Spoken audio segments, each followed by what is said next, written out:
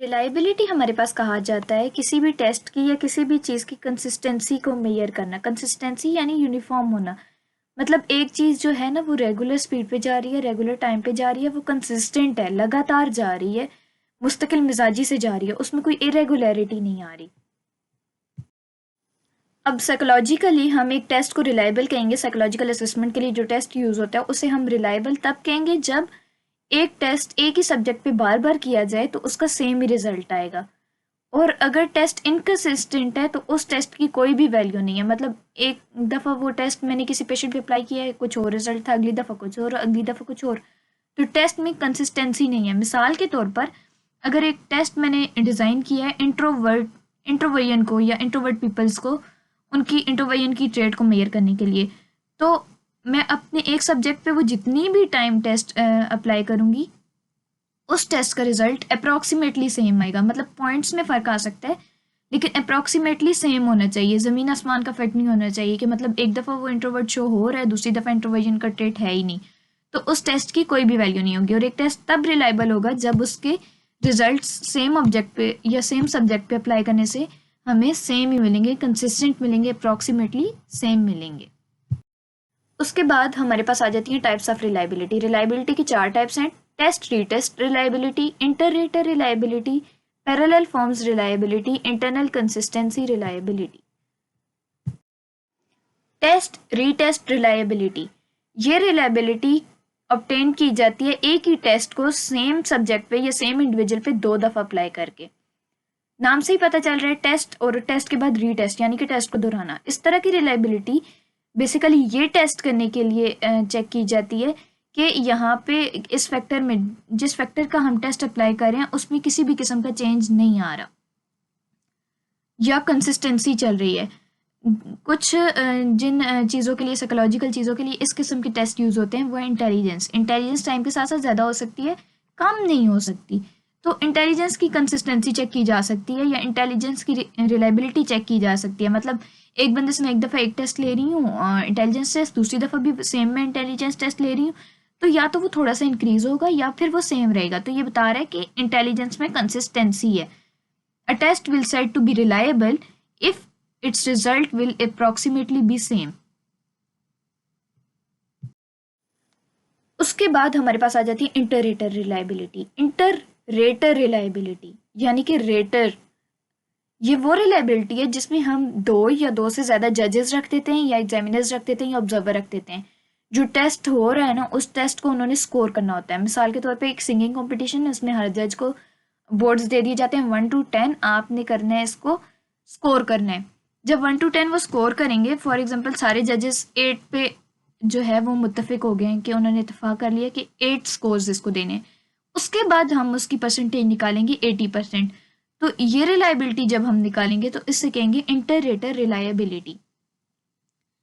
Inter rater reliability को test करने का एक तरीका ये भी है कि हम हर राइटर को ये बोलें कि वो अलग से इस टेस्ट को स्कोर करें। यानी कि मतलब हमने एक कंपटीशन में 4 जजेस ले लिए, उन चारों जजेस को 1 to 10 स्कोर्स देने की छूट दे दी है। एक जज ने 7 दिए, एक ने 8 दिए, एक ने 6.5 दिए और एक ने 6 दिए। तो कंसिस्टेंसी है, मतलब करीब करीब वाले अप्रॉक्सीमेटली सेम दिए हैं। ऐसे नहीं है कि एक ने 0 दे दिए, एक ने 10 दे दिए, एक ने 5 दे दिए।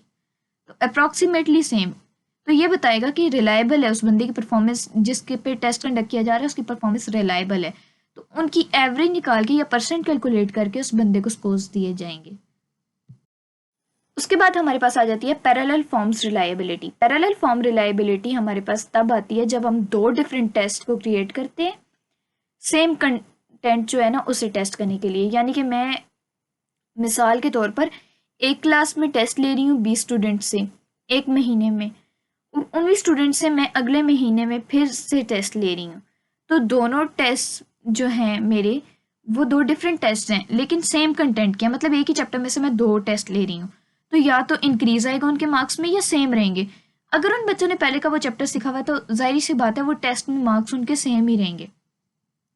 तो इससे रिलायबिलिटी आ जाती है, result will be approximately same. तो हमारे पास रिलायबिलिटी सामने आ जाती है। ये जो है क्या नाम है उसका, बड़े एक्सटेंट पे यूज़ किए जा सकते हैं रिलायबिलिटी चेक करने के लिए। 2 अलग अलग टेस्ट होते हैं जिनका मटेरियल सेम होता है, यानी कि जिनका जो कहा जा सकता है टॉपिक सेम होता है, उन्हें एक ही सब्जेक्ट पे अप्लाई किया जाता है डिफरेंट टाइम्स पे, कुछ टाइम के फासले पे, और जब उसका रिजल्ट अप्रॉक्सीमेटली सेम आए तो उसे हम कहेंगे पैरेलल फॉर्म रिलायबिलिटी।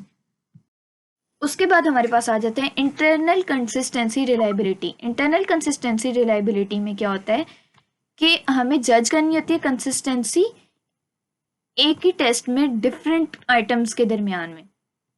अब वो किस तरह होता है कि एक टेस्ट में अगर ज्योमेट्री के बारे में पूछना है, मतलब ज्योमेट्री सब्जेक्ट के बारे में एक टेस्ट डिज़ाइन किया गया तो उसमें ज्योमेट्री के क्वेश्चन होंगे, उस टेस्ट के आइटम्स की रिलायबिलिटी को चेक किया जाएगा कि वो सेम है कि नहीं है। It's a way to determine if all questions on survey और टेस्ट आर सेम थिंग। ये देखा जाता है कि हम जो सर्वे कंडक्ट कर रहे हैं क्या उसमें सारे क्वेश्चन सेम हैं कि नहीं, अब टॉपिक से मिलते हैं कि नहीं। ये टेस्ट की रिलायबिलिटी बताएगा कि हाँ जी टेस्ट रिलायबल है, कंसिस्टेंट है, हम टेस्ट को आगे वो क्या कहते हैं अप्लाई कर सकते हैं।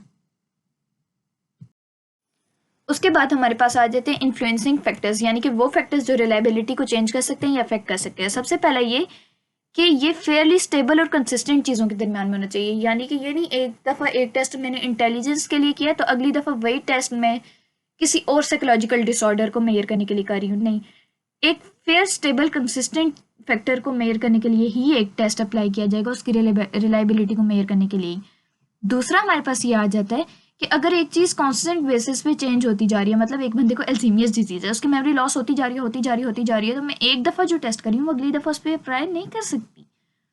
उसके बाद हमारे पास ये आ जाता है मिसाल जो टेस्टिंग सिचुएशन है ना, जिस सिचुएशन में या जिस माहौल में जिस इन्वायरमेंट में हम बंदे से टेस्ट ले रहे हैं उसका भी रिलायबिलिटी पे इफेक्ट होता है। जैसे कि मैं कुछ लोगों से टेस्ट ले रही हूँ लेकिन उस रूम में बहुत ज़्यादा गर्मी है तो उनका माइंड डिस्ट्रैक्टेड हो जाएगा और वो सही से उसका जवाब नहीं दे पाएंगे, तो मैं कंसिस्टेंसी कैसे फाइंड करूँगी उनके आंसर्स के दरमियान।